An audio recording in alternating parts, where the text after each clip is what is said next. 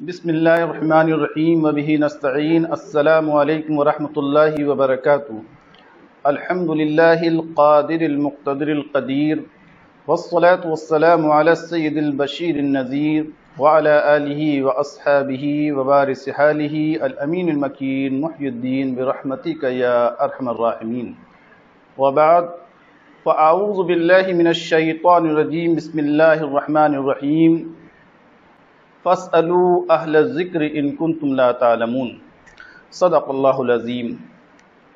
معزز سامعین و ناظرین، اللہ رب العزت کا لاکھ لاکھ فضل و احسان، بے انتہا کرم کہ اس دینی فقہی مسائل شریعہ پروگرام میں ایک بار پھر حاضر خدمت ہیں۔ کتاب و سنت اور فقہ حنفی کی روشنی میں آپ کے موصول سوالات کے جوابات دینے کی کوشش کریں گے۔ ایک سوال ہمیں یہ موصول ہوا ہے کہ قسطوں پر کسی چیز کا خریدنا کیسا ہے؟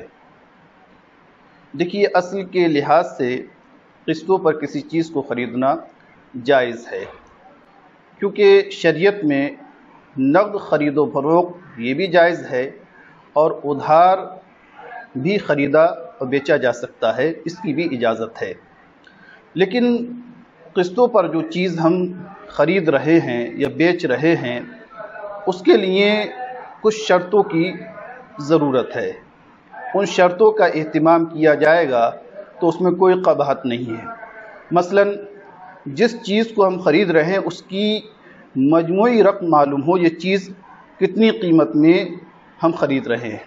مثلا آپ نے قسطوں پر موبائل خریدا یا بائک خریدی تو اس کی مجموعی رقم کتنی ہے؟ 10,000، 20,000، 1 لاکھ، وہ متعین ہونا چاہیے۔ دوسری شرط یہ ہے کہ ماہانہ جو آپ قسط ادا کریں گے وہ بھی متعین ہونا چاہیے کہ ہر مہینے ہم مثلا 10 قسطیں ادا کرنا ہے اور چیز 1 لاکھ کی ہے تو یہ پہلے سے طے ہونا چاہیے کہ ہر مہینے ہم 10,000 روپے ادا کریں گے، اس کی رقم طے ہونا چاہیے۔ کتنے دنوں میں یا کتنے مہینوں میں یا کتنے سالوں میں قسطیں ادا ہوں گی، یہ بھی مدت جانبین میں پہلے سے طے ہونا چاہیے کہ اس کی 10 قسطیں ہیں یا 12 قسطوں میں ادا ہوگی یا 15 قسطوں میں ادا ہونا ہوگی، کیونکہ اگر آپ مدت طے نہیں کریں گے تو اختلاف ہوگا اور یہ اختلاف جھگڑے کا سبب بنے گا، اور کوئی بھی بیع جو نزاع کا سبب بنے تو وہ بیع فاسد ہوتی ہے۔ تو پہلی چیز یہ ہے کہ چیز کی مجموعی رقم وہ متعین ہو، وہ طے ہونا چاہیے۔ قسط کی رقم یہ متعین ہونا چاہیے کہ ہر ماہ ہم کتنے پیسے قسط میں ادا کریں گے اور کتنی قسطیں ادا کرنا ہے، یہ بھی پہلے سے متعین ہو۔ چوتھی چیز یہ ہے کہ قسط کی ادائیگی میں اگر کوئی تاخیر ہو جائے تو کوئی اضافی رقم وصول نہ کی جائے، کوئی مالی جرمانہ یا کسی عنوان سے زائد رقم وصول نہ کی جائے، کیونکہ یہ جائز نہیں ہوگا۔ یا اگر آپ نے قبل از وقت قسطوں کی ادائیگی کر دی، مثلا 10 مہینوں میں قسطیں ادا کرنا تھیں اور آپ نے اسے 5 مہینوں میں ادا کر دیا تو کوئی اضافی فائدہ آپ کو نہ ملے، کیونکہ اگر کوئی مالی جرمانہ ہے یہ بھی ناجائز ہوگا۔ جو آپ نے بیع کی ہے، جو چیز خریدی ہے، اس میں زائد رقم دینا پڑ رہی ہے آپ کو، تو یہ ناجائز ہے۔ یا قبل از وقت آپ نے قسطوں کی ادائیگی کر دی تو اس میں آپ کو کوئی فائدہ مل رہا ہے، یہ بھی درست نہیں ہے۔ تو ان شرائط کی روشنی میں کسی چیز کو قسطوں پر خریدا جا سکتا ہے اگر اس کا خیال رکھا جائے، ورنہ قسطوں پر کوئی چیز خریدنا جائز نہیں ہوگا۔ ایک سوال کسی نے یہ کیا ہے کہ ایکسپائر دوائیں بیچنا ازروِ شرع کیسا ہے؟ یعنی ایکسپائر دواؤں کو کیا فروخت کیا جا سکتا ہے؟ اس میں شرعاً کوئی قباحت تو نہیں ہے۔ دیکھیے، ایکسپائر ڈیٹ جو دوائیں ہیں انہیں فروخت کرنا ازروِ شرع ناجائز ہے، اور اس کے ناجائز ہونے کی کئی وجوہات ہیں۔ پہلی بات یہ ہے کہ جو دوائیں ایکسپائر ہو چکی ہیں، جن کی مدت ختم ہو چکی ہے، استعمال کی مدت ختم ہو چکی ہے، تو وہ نقصان دہ ہوتی ہیں، اور بعض اوقات یہ بھی دیکھا جاتا ہے کہ جان لیوا ہوتی ہیں، اور اسلام میں کسی کو بھی نقصان دینا، خواہ وہ مسلم ہو، غیر مسلم ہو، مرد ہو، عورت ہو، یا کوئی جانور ہی کیوں نہ ہو، اسلام میں کسی کو ناحق ضرر دینا، نقصان دینا، یہ حرام ہے اور ناجائز ہے۔ حضور نبی کریم صلی اللہ تعالیٰ علیہ وسلم نے ارشاد فرمایا لا ضرر ولا ضرار، نہ کسی کو نقصان و ضرر دو نہ کسی کا نقصان لو۔ جس نے کسی کو نقصان دیا، ضرر پہنچایا، تو اللہ اسے ضرر پہنچائے گا۔ جس نے کسی پر مشقت و دشواری کی تو اللہ اس پر مشقتیں اور دشواری پیدا فرما دے گا۔ اور حضور نے فرمایا اگر تم کسی بھائی کی مدد کرو گے، تعاون کرو گے، اس کے لیے آسانی فراہم کرو گے تو اللہ تبارک و تعالیٰ تمہارے لیے آسانی فراہم کرے گا۔ تو ایکسپائر دواؤں کو بیچنے کی جو ممانعت ہے اس کا پہلا سبب یہ ہے کہ یہ نقصان دہ ہوتی ہیں اور بعض اوقات جان لیوا ہوتی ہیں، اور اسلام میں کسی کو نقصان پہنچانا یہ ناجائز ہے، لہذا ایکسپائر دوائیں بیچنا بھی ناجائز ہوگا۔ اس کے ناجائز ہونے کی ایک وجہ یہ ہے کہ ایکسپائر دوائیں بیچنا یہ قانوناً جرم ہے، اور اس کا ارتکاب کرنے والے کو سزا بھی ہوتی ہے اور بعض اوقات ذلت کا سامنا بھی کرنا پڑتا ہے۔ اور اسلام میں یہ اصول ہے کہ کوئی بھی ملک کا قانون جس میں سزا رکھی گئی ہے یا ذلت کا سامنا کرنا پڑ رہا ہے اس کی خلاف ورزی کرنے والوں کو، تو اگر وہ قانون شرع کے مخالف نہیں ہے، یعنی شرعاً وہ ممنوع نہیں ہے، لیکن ملک کا قانون ہے، اس کی خلاف ورزی کرنا جرم ہے، اور اگر خلاف ورزی کریں گے تو اس کے نتیجے میں آپ کو سزا بھگتنا پڑے گی یا کم سے کم ذلت کا سامنا کرنا پڑے گا، تو عذر شرع ایسا کام کرنا بھی ناجائز ہوگا۔ یعنی ملک کے قانون میں بھی وہ جرم ہے اور شریعت میں وہ ناجائز ہوگا، کیونکہ شریعت نے اس کے خلاف نہیں ہے وہ قانون۔ اور حضور نبی کریم صلی اللہ تعالیٰ علیہ وسلم نے فرمایا لا ينبغي للمؤمن ان يذل نفسه، مومن کے لیے جائز نہیں ہے کہ وہ اپنے نفس کو ذلیل کرے۔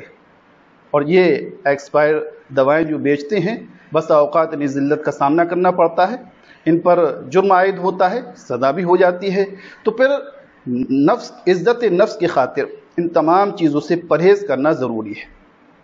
ایک تیسرا سبب ایکسپائر دوا بیچنے کا یہ ہے کہ اس کی ممانعت اس لیے رکھی گئی ہے کہ اس میں سامنے والے کو دھوکہ دینا ہوتا ہے، کیونکہ ہم صحیح دوائی کے رقم حاصل کر رہے ہیں، اس کی قیمت وصول کر رہے ہیں، اور اس کے عوض میں ایسی دوا دے رہے ہیں جس کی ڈیٹ نکل چکی ہے، جس کے استعمال کی ڈیٹ باقی نہیں ہے، جو نقصان دہ ہے۔ لہذا کوئی صحیح مال کی قیمت وصول کریں اور اس کے عوض میں کوئی عیبدار چیز دیں، تو یہ جو ہے شریعت میں ناجائز ہے۔ ایک وجہ یہ بھی ہے کہ اس میں سامنے والے کو دھوکہ دینا ہوتا ہے۔ مثلا آپ نے دوائی فروخت کی، اب جو خریدنے والا ہے وہ یہ سمجھ رہا ہے یہ صحیح و درست ہے، اس کا استعمال صحیح ہے، حالانکہ اس کی ڈیٹ نکل چکی ہے، وہ ایکسپائر ہو چکی ہے، تو اب آپ نے گراہک کو دھوکہ دیا۔ حضور نبی کریم صلی اللہ تعالی علیہ وسلم نے ارشاد فرمایا من غشنا فلیس منا، جس نے ہمیں دھوکہ دیا، فریب دیا، تو وہ ہمارے طریقے پر نہیں ہے، اسلام کے طریقے پر نہیں ہے۔ ہوا یوں، ایک بار نبی کریم صلی اللہ تعالی علیہ وسلم بازار تشریف لے گئے تو آپ نے ایک شخص کو دیکھا کہ وہ گیہوں فروخت کر رہا ہے۔ گیہوں بہت عمدہ ہیں اور صاف ستھرے تھے۔ حضور نبی کریم صلی اللہ علیہ وسلم گیہوں کے ڈھیر کے پاس گئے اور آپ نے اپنا دست مبارک جو ہے اس میں ڈالا، تو جب آپ نے نکالا تب نکلا، تو آپ نے دکاندار سے پوچھا یہ کیا ہے، یہ بھیگے ہوئے اندر گیہوں کیوں ہیں؟ تو اس نے عرض کیا یا رسول اللہ رات بارش ہوئی اور گیہوں یہ ہے بھیگ گئے، لہٰذا میں نے اسے نیچے رکھ دیا اور صحیح والے اوپر رکھ دیے۔ تو حضور نے فرمایا اسے علیحدہ کیوں نہیں کیا؟ آپ نے جو ہے دھوکہ دیا۔ صاف ستھرے گیہوں دیکھ کر آدمی یہ غلط اور نقصان دہ گیہوں یا خراب گیہوں جو ہے وہ لے لے گا۔ من غشنا فلیس منا، یہ اسلامی طریقہ نہیں ہے، آپ دوسرے کو دھوکہ دے رہے ہیں، جو دوسروں کو دھوکہ دیتا ہے وہ ہمارے طریقے پر نہیں ہے۔ اور یہ ثابت ہے کہ کوئی بھی چیز جو عیبدار ہوتی ہے تو اس کو بتا دیا جاتا ہے، بتا کر بیچنا چاہیے اس میں فلاں عیب ہے، کیونکہ عیب وہ مانا جاتا ہے چیز کے اندر جس سے اس کی قیمت گھٹ جائے۔ ایک بہت ہی عبرت خیز واقعہ امام اعظم ابو حنیفہ رحمۃ اللہ علیہ کے تعلق سے ہے۔ آپ تجارت کرتے تھے اور آپ کے خادم خرید و فروخت کیا کرتے تھے، تو اپنے خادم کو آپ نے کپڑے کا ایک تھان دیا جس میں کوئی نقص اور کمی تھی۔ آپ نے فرمایا کہ اسے جب بیچو تو گراہک کو بتا کے بیچنا کہ اس کے اندر فلاں عیب ہے۔ وہ خادم اس تھان کو لے کر جاتا ہے، اتفاق سے وہ بتانا بھول جاتا ہے اور بغیر بتائے اس کپڑے کو فروخت کر دیتا ہے۔ شام کے وقت جب وہ خادم واپس آتا ہے تو امام اعظم ابو حنیفہ رحمۃ اللہ علیہ نے فرمایا کیا تم نے گراہک کو بتا دیا تھا کہ اس کپڑے کے اندر فلاں نقص اور کمی تھی، فلاں عیب تھا؟ تو معذرت خواہ ہوتا ہے کہ سرکار میں بتانا بھول گیا۔ تو امام اعظم ابو حنیفہ نے فرمایا کہ اس تھان کی رقم کو صدقہ کر دو، یہ ہمارے لیے جائز نہیں۔ یہ ہمارے سلف صالحین امام اعظم ابو حنیفہ کا طریقہ ہے۔ آج ہم اپنی مارکیٹ میں دیکھتے ہیں، دکانداروں کو دیکھتے ہیں کہ معلوم ہوتا ہے فلاں چیز عیب ہے اس کے اندر، لیکن بتانے کے بجائے اسے چھپایا جاتا ہے، اور یہ معاملہ ہر دکاندار کم و بیش کر رہا ہے، چاہے وہ سبزی فروش ہو، پھل فروش ہو۔ انہیں معلوم ہوتا ہے کہ یہ چیز خراب ہے، اور خراب چیزیں ایک طرف رکھتے ہیں اور صحیح چیز میں خراب چیز ملا کر بیچ دیتے ہیں، کم تولتے ہیں اور سمجھتے ہیں ہم نے فائدہ حاصل کیا۔ یہ فائدہ نہیں، یہ آخرت میں نقصان دینے والی چیز ہے۔ لہذا ایکسپائر دوائیں فروخت کرنا یہ ازروع شرع ناجائز ہے، قانوناً جرم ہے، اس سے پرہیز کرنا چاہیے کیونکہ یہ نقصان دہ ہوتی ہیں اور یہ بسا اوقات جان لیوا بھی ہوتی ہیں، لہذا ان سے پرہیز کرنا چاہیے۔ ہمیں ایک سوال موصول ہوا ہے کہ بی سی یہ کمیٹی ڈالنا کیسا ہے؟ دیکھیے، کمیٹی ڈالنا جسے عرف عام میں بی سی بھی کہتے ہیں، اس کی دو صورتیں ہیں۔ پہلی صورت جائز ہے اور دوسری صورت ناجائز ہے۔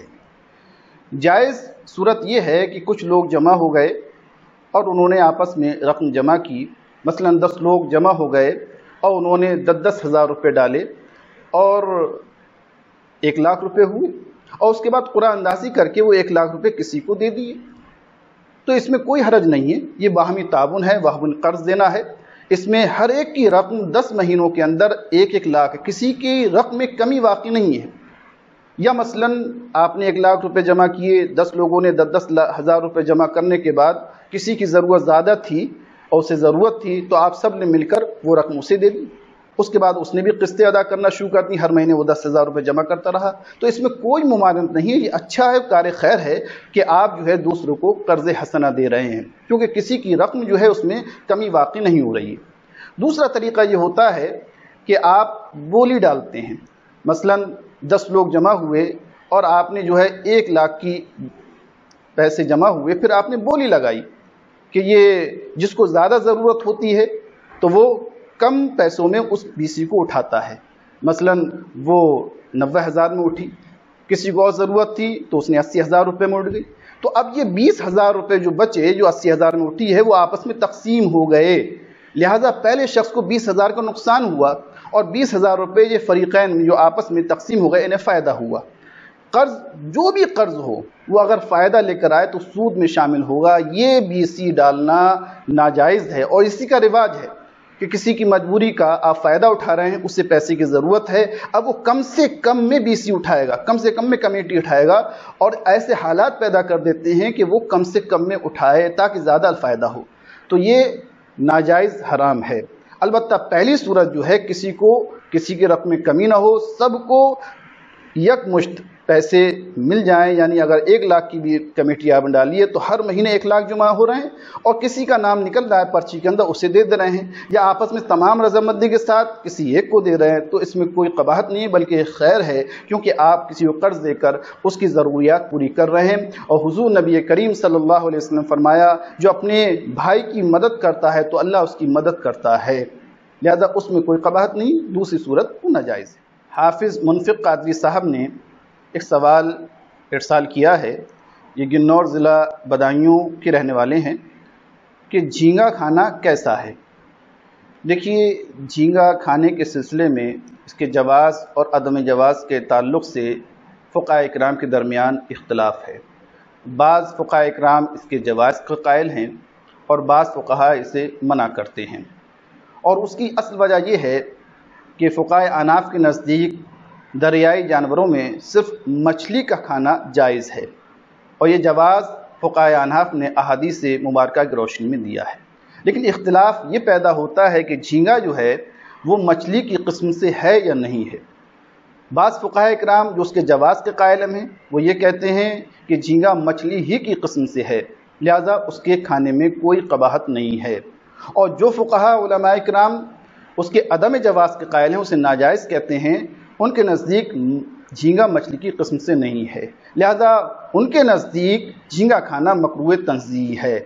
لہذا اس سے پرہیز کرنا چاہیے، بہتر تو یہی ہے۔ لیکن اگر کسی نے جھینگا تناول کر لیا، کھا لیا، تو اس پہ لعن طعن نہیں کرنا چاہیے، کیونکہ اختلاف علماء سے کراہت میں کمی واقع ہو جاتی ہے، کیونکہ ایک طبقہ جو ہے اسے جائز کہہ رہا ہے، وہی فقہائے احناف میں سے ہے، اور بعض فقہائے احناف جو ہیں اسے مکروہ تنزیہ کرتے ہیں۔ لہٰذا اگر کسی نے تناول کر لیا تو اس پر لعن طعن نہیں کیا جائے گا، اور اگر پرہیز کرے تو بہتر ہے اختلاف سے بچنے کے لیے۔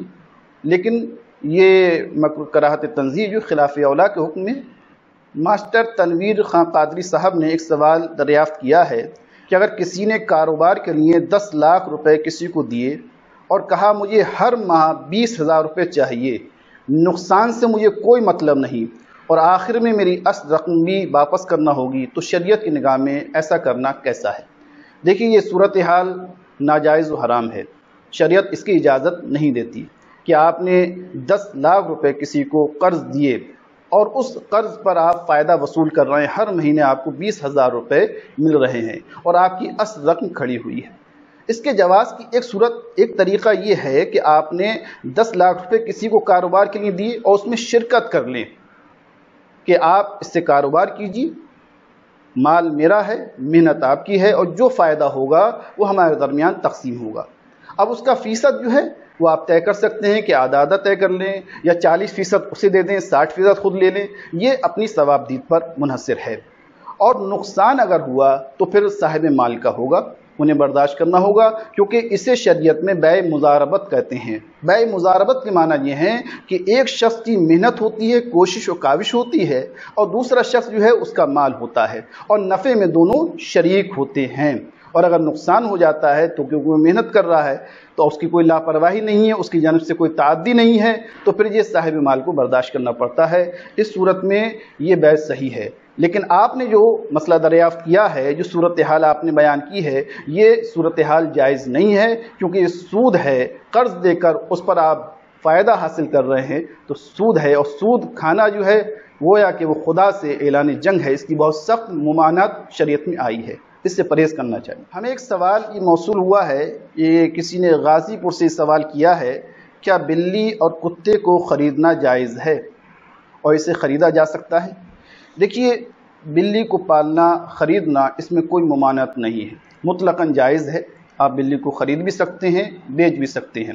لیکن کتے کے سلسلے میں تھوڑی تفصیل ہے۔ وہ تفصیل یہ ہے کہ اگر آپ نے کتا جو ہے حفاظت کی غرض سے خریدا، یا کھیتی کی دیکھ بھال کے لیے خریدا، یا شکار کے لیے خریدا، تو پھر اسے خریدنا جائز ہے، اس میں کوئی ممانعت نہیں ہے۔ لیکن صرف شوقیہ کتے کو خریدنا یہ ناجائز ہے۔ حضور نبی کریم صلی اللہ علیہ وسلم کی احادیث مبارکہ اس پہ دلالت کر رہی ہیں کہ جس گھر میں کتا ہوتا ہے اس میں رحمت کے فرشتے داخل نہیں ہوتے۔ تو اگر حفاظت کے لیے یا کسی جائز مقصد کے لیے آپ نے کتے کو خریدا ہے، تب بھی یہ چاہیے کہ علیحدہ اس کے لیے جگہ متعین کریں، ہر جگہ گھر کے اندر نہ گھومیں۔ اور اگر شوقیہ پالنا ہے تو یہ شوقیہ کتے پالنے کی کوئی اجازت نہیں ہے، جب اس کی اجازت نہیں ہے تو اس کا خریدنا بھی ناجائز ہوگا۔ ہمیں ایک سوال یہ موصول ہوا ہے کہ تعویذ گنڈے کی شرعی حیثیت کیا ہے؟ تعویذ جھاڑ پھونک کرنا از روئے شرع درست ہے یا نہیں؟ دیکھیے، تعویذ کرنا، جھاڑ پھونک کرنا، گنڈے کرنا، تو پہلے یہ سمجھیے کہ اس کا جو حکم ہے وہ دوا کی مثل ہے، اس کی حیثیت دوا کے حکم ہے، کیونکہ دوا بھی جو ہے ایک صحت یابی کا ذریعہ اور سبب ہے، اس میں اثر اللہ رب العزت کی ذات پیدا کرتی ہے۔ دوا جو ہے بے نفس ہی شفا دینے والی نہیں ہے، وہ شفا یابی کا، صحت یابی کا ایک ذریعہ اور سبب ہے۔ لہذا اگر کوئی شخص دوا کو مؤثر حقیقی سمجھے کہ یہی شفا دینے والی ہے تو یہ عقیدہ کفریہ ہے۔ مؤثر حقیقی صرف اللہ رب العزت کی ذات ہے، وہی اثر پیدا کرتی ہے۔ اسی لیے ہم دیکھتے ہیں کہ ایک دوا کسی کو فائدہ دے رہی ہے اور وہی دوا کسی دوسرے مریض کو نقصان دے رہی ہے، اور بسا اوقات دیکھنے میں آتا ہے کبھی ایک دوا اسی مریض کو فائدہ دے رہی ہے اور اسی کو نقصان دے رہی ہے۔ تو پتہ یہ چلا کہ دوا جو ہے وہ صحت یابی کا ظاہری سبب ہے، ایک ذریعہ ہے، اس کے اندر شفا اللہ رب العزت کی ذات پیدا کرتی ہے۔ ٹھیک اسی طرح تعویذ کوئی ہو، جھاڑ پھونک ہے یا آپ کے گنڈے ہیں، یہ ایک دوا کی طرح ایک سبب ظاہری ہے، اس کے اندر اثر اللہ رب العزت ہی پیدا کرتا ہے. اگر اس کی مرضی اور منشا نہ ہو تو پورا قرآن لکھ کر آپ اپنے گلے میں ڈال لیں، کوئی فائدہ ہونے والا نہیں ہے.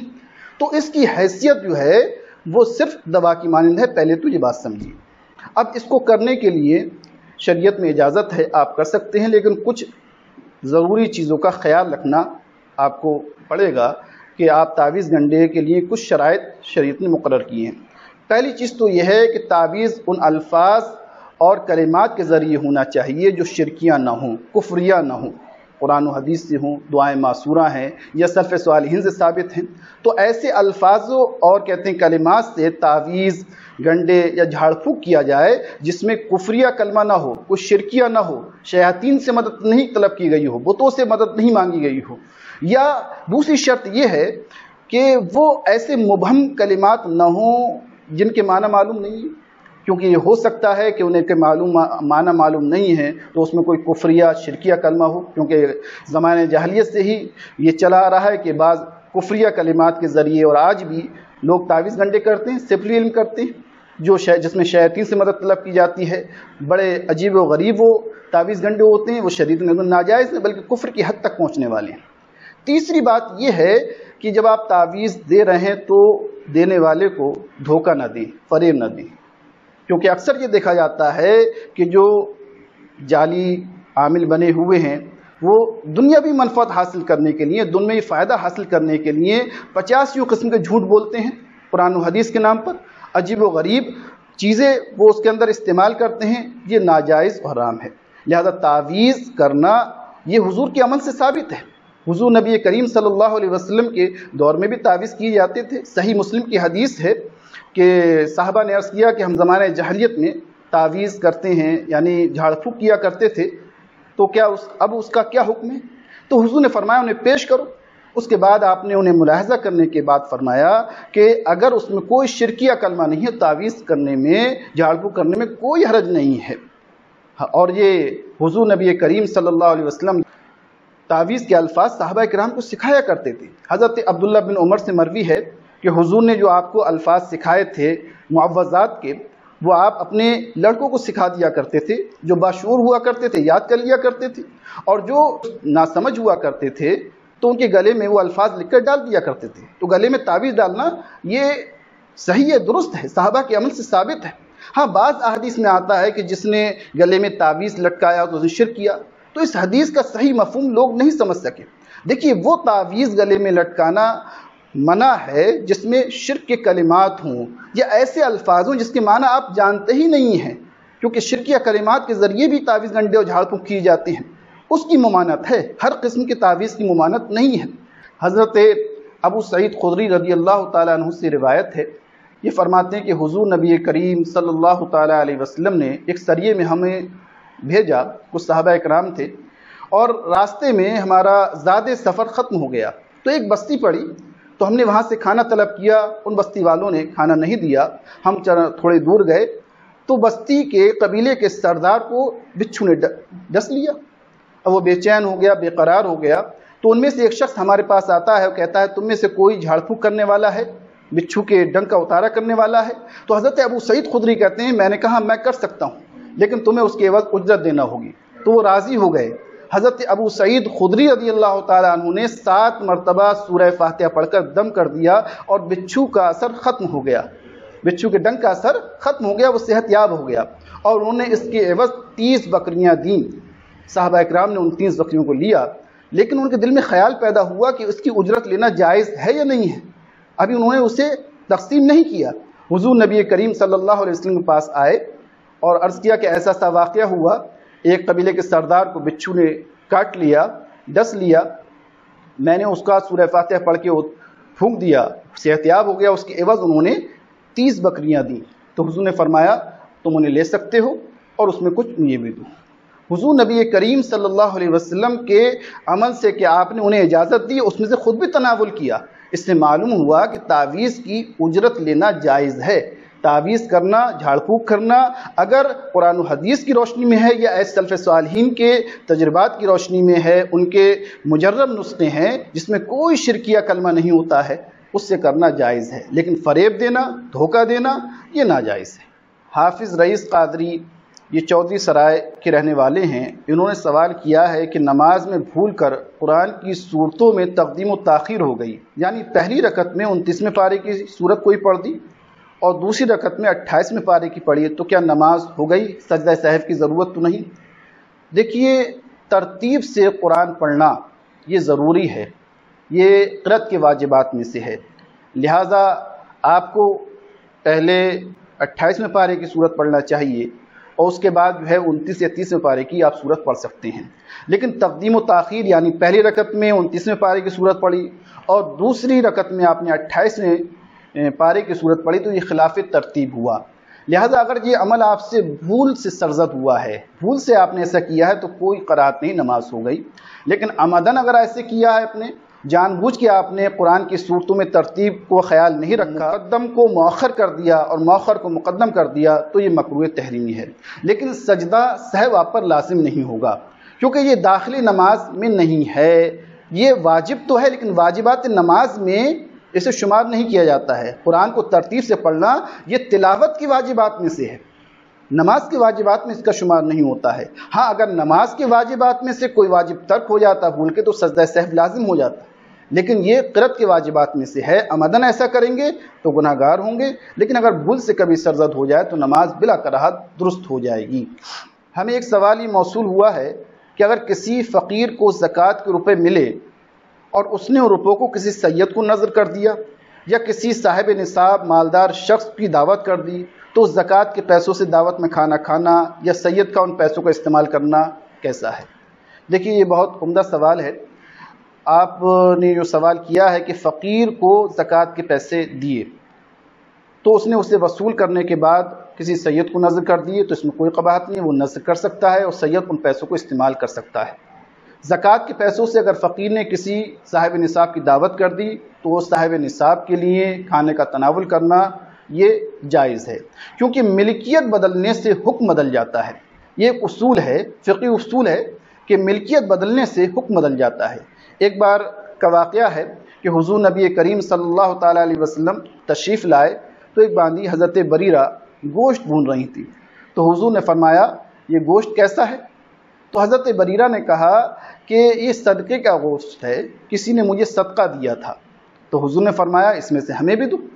اب نبی کریم صلی اللہ علیہ وسلم کے لیے صدقہ کھانا جائز نہیں، تو حضرت بریرہ کو کچھ اشکال ہوا تو حضور نے فرمایا لکی صدقۃ ولنا ہدیۃ، یعنی تمہارے لیے صدقہ ہے، اب اس کا صدقہ ادا ہو گیا جب اس نے تمہیں دے دیا، اب تمہاری ملکیت میں آیا، اب کسی کو تم نذر کر دو تو ہدیہ بن جائے گا۔ لہذا اسی حدیث سے فقہاء کرام نے یہ مسئلہ اخذ کیا ہے کہ ملکیت کے بدلنے سے حکم بدل جاتا ہے۔ لہذا فقیر کو آپ نے دیے تھے تو زکوٰۃ ہی کے پیسے تھے، اس کی زکوٰۃ ادا ہو گئی، اب اس زکوٰۃ کے پیسوں سے اس نے کسی کو سید کو دے دی، نذر کر دی، یا جو ہے کسی صاحب نصاب کو کھانا کھلا دیا تو یہ اس کی ملکیت میں آ گیا تو یہ ہدیہ بن جائے گا، نذر بن جائے گی، اس کے استعمال میں کوئی ممانعت اور کوئی حرج نہیں ہے۔ محمد اقبال قادری یہ ممبئی کے رہنے والے ہیں، انہوں نے ایک سوال یہ کیا ہے کہ مرد کے لیے چاندی کی انگوٹھی کتنے وزن کی ہونا چاہیے؟ دیکھیے، یہ بات تو یاد رکھیے اور سب کو معلوم ہی ہے کہ سونا مرد کے لیے استعمال کرنا ناجائز و حرام ہے۔ کسی بھی قسم کا سونا، چاہے وہ انگوٹھی کی شکل میں ہو، چین کی شکل میں ہو یا کوئی چھلا ہو، یہ ازرو شرع ناجائز ہے، حضور نے سخت اس پر وعید فرمائی ہے۔ ہاں، مرد کے لیے چاندی کی انگوٹھی استعمال کرنا جائز ہے اور اس کی بھی ایک مقدار ہے، حدیث میں آتا ہے کہ 1 مسقال، اور بعض حدیث میں آتا ہے کہ 1 مسقال سے تھوڑی کم، اور اس کی جو مقدار متعین کی جاتی ہے وہ 4 ماشا، یعنی 4 گرام 375 ملی گرام، اتنے وزن کی آپ چاندی کی انگوٹھی استعمال کر سکتے ہیں۔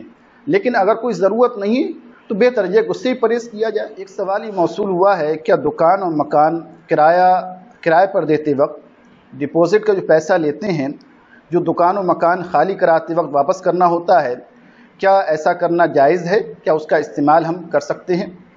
دیکھیے، یہ پیسہ جو پیشگی لیا جاتا ہے ایڈوانس، وہ زر ضمانت کی حیثیت رکھتا ہے، تو زر ضمانت رکھنا یہ ازرو شرع جائز ہے کہ آپ نے ایک مشت رقم جو ہے طے کر کے کہ آپ کرائے پر مکان دے رہے ہیں یا دکان دے رہے ہیں تو اس سے پہلے آپ نے جو کرایہ متعین کیا ہے اس کے علاوہ ایک مشت رقم لے لی، مثلا 1 لاکھ روپے یا 2 لاکھ روپے، تو اس کا لینا جائز ہے اور یہ آپ کے پاس امانت ہے، کیونکہ جب وہ دکان خالی کرے گا تو اسے آپ واپس کر دیں گے۔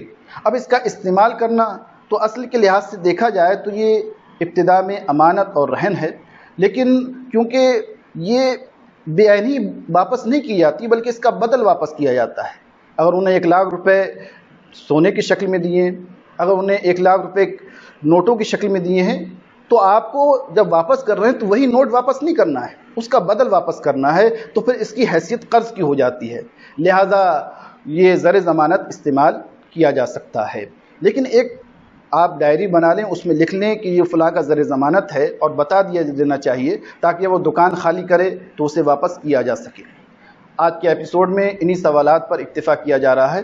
آپ کے ذہن میں اگر کوئی سوال گردش کر رہا ہے تو اسکرین پر آپ کو ایک نمبر نظر آ رہا ہوگا، اس پر آپ وائس میسج بھیج سکتے ہیں یا لکھ کر بھیج سکتے ہیں۔ انشاءاللہ کتاب و سنت کی روشنی میں اس کا جواب دینے کی کوشش کی جائے گی۔ والسلام علیکم، خدا حافظ۔